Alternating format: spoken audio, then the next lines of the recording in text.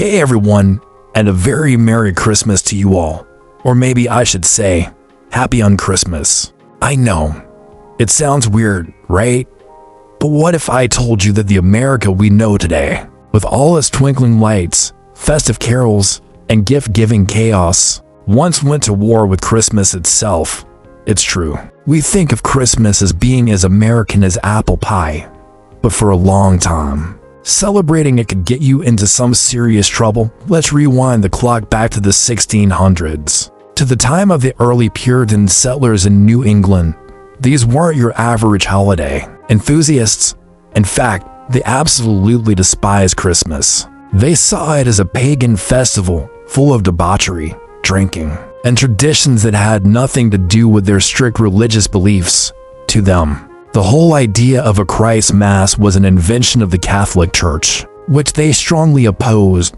They believed the Bible never specified a date for Jesus' birth, so celebrating on December 25th was just making things up. They called it Fulltide instead of Yuletide, and saw the festive cheer as a distraction from true piety and prayer. So, what did they do about it? They banned it completely in 1659. The Massachusetts Bay Colony passed a law making any observance of December 25th a criminal offense. If you were caught celebrating, even just by taking the day off work, you'd be slapped with a 5-shilling fine. That was a lot of money back then. Imagine getting fined today for putting up a Christmas tree or singing jingle bells. It sounds crazy, but for a couple of decades, that was the reality in parts of America. The ban wasn't lifted until 1681, and even then, the anti-Christmas sentiment lingered for a very, very long time. It actually took nearly 200 years for Christmas to become the holiday we recognize.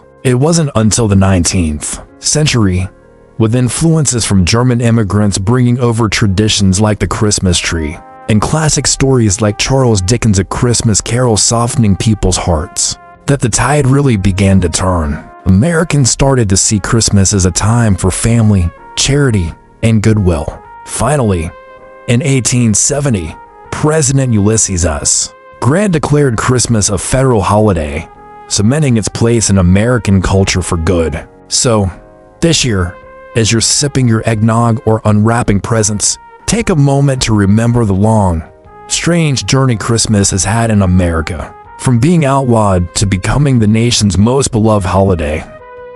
Thanks for watching, and from me to you, have a very Merry Christmas. Don't forget to like and subscribe for more surprising history.